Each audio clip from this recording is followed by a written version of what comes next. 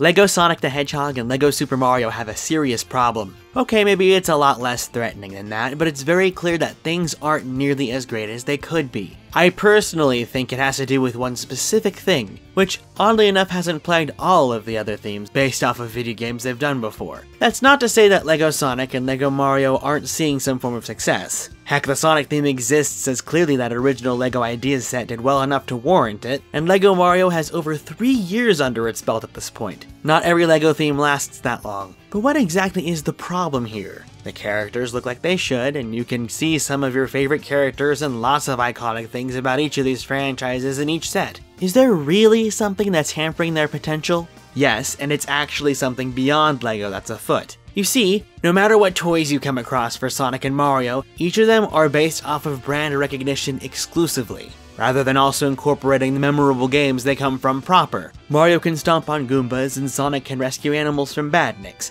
How is that not memorable aspects, you ask? It's not quite that being the issue at hand. Let's look deeper into this. With LEGO Super Mario, all functionality is rooted to the Mario digital figure. Equipped with a light sensor on its underside, it's able to scan these pre-applied stickers. Doing so produces a sound effect and an action in response. That can include attack sound effects, reactions from Mario himself, or earning coins to reward the action. This is all integrated into a completely customizable core system that allows Mario to be played through levels of your own design. It's a very LEGO approach to play that intrinsically feels Nintendo in execution. A perfect blend of the two. To execute this, of course, you get to build iconic characters Mario can defeat by stomping on them. The idea is to get as many coins and reach the goal before the timer runs out. This loop of play follows along perfectly with the original Super Mario Bros., where even though there is an ending, there is a score being tracked. Thing is, this is just replicating gameplay. There's nothing intrinsically Mario about that specifically, and anyone who feels it's associated with Mario specifically are likely the parents of the people who are buying these LEGO sets rather than the ones enjoying them themselves. One could say that the iconic characters help alleviate that, but let's be real here. If Donkey Kong were more critically acclaimed than Mario these days, and he was the digital figure, and all the enemies matched the ones from his games, nothing in how this toy is played would change. It would be the same concept, but now it's with DK. Heck, if it were Sonic in those shoes, the exact same concept of gameplay wouldn't be any different. So what makes this specifically Mario despite using colors and shapes? Because it's certainly not based off of anything specific from any of the games. Rather, the entire LEGO Super Mario line is based off of the brand of Super Mario instead. You have the characters and colors pegged onto a concept that could really be any toy if you think about it. You don't see anything explicitly from Super Mario 64 or Super Mario Odyssey, except for perhaps a character that just so happens to be in either of those games. Again, not that they're based off of a scenario from either of those games specifically, rather that they just so happen to be featured in it. This is something that LEGO Super Mario has handled well in the 18+ sets, where they are based precisely on something you know from a game or your experience with it. Now, in LEGO Sonic the Hedgehog's case, it's definitely different, as Sonic is far more story-driven in comparison. There's battles and action set pieces that are extremely iconic, so much that they transcend the games as pop culture events, or perhaps even memes depending on the situation. However, rather than being sets based off of the iconic and exciting moments in the Sonic the Hedgehog franchise, the LEGO Sonic sets are just the thing from a game in Green Hill Zone, with characters from a completely different game. Functionally, some of the LEGO Sonic sets have a concept that works to emulate Sonic's speed as he races through levels, putting him in a wheel and launching him with a slammer off ramps. But is that all Sonic is? Not nearly. There's character development, a journey to be had, and challenges to overcome. However, like most toys based off of this franchise, nothing seems to be directly seated in any sort of that otherwise, and the LEGO sets follow through with that to the nth degree.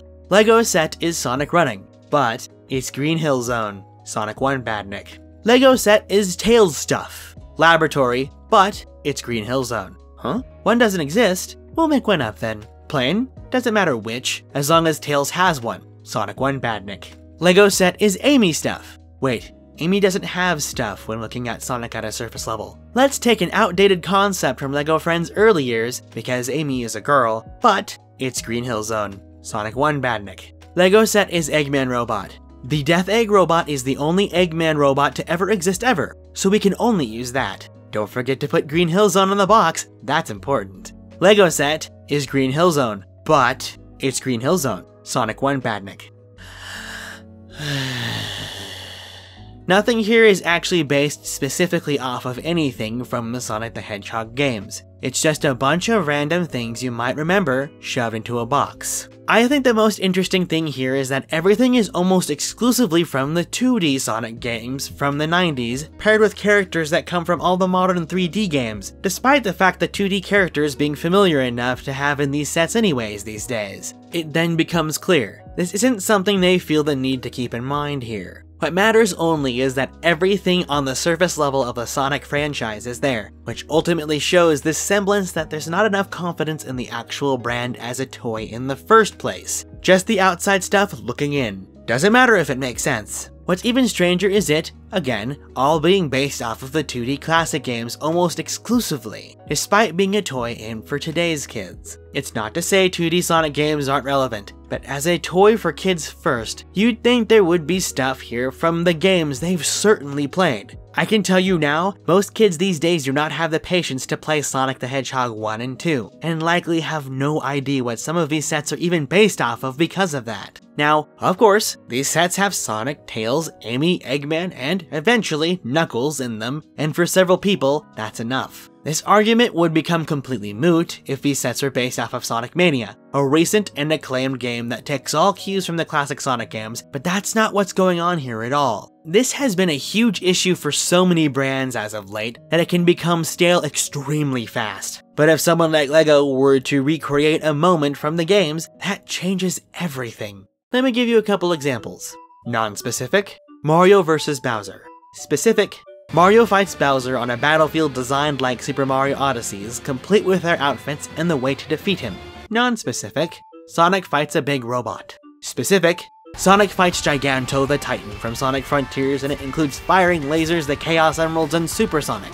I can tell you right now that any throwaway concept like the initial examples will not nearly resonate as much as the latter examples would. I mean it from the perspective that you would just be selling sets to kids and the most hardcore fans of each. Rather, by delivering on all expectations of anyone interested, you've made a product all audiences involved would be interested in, not just kids. That was how LEGO approached LEGO Minecraft. With that theme, you have the only toy where you can do what you actually do in the game with the toy. They are like slices of the game brought physically into the world with a touch of LEGO flair. This shows that making the set true to the scenario of each game is so important in order for them to resonate. I have to also bring up the Horizon Forbidden West set here, as this is quite literally a slice of the game made as a LEGO set. I can't tell you just how many people outside of Horizon fans who swear by this set and its incredible execution just because it's actually what the game is to a T and stands by that. That's the sort of attention I feel LEGO Super Mario and LEGO Sonic the Hedgehog need as they fall into their future waves. This whole skirting or even skimming on the surface level of everything they are is just not enough. Especially if the intent was to have these sets resonate with people beyond just a few kids for a short time before they move on. The solution isn't making them all 18+ sets, of course.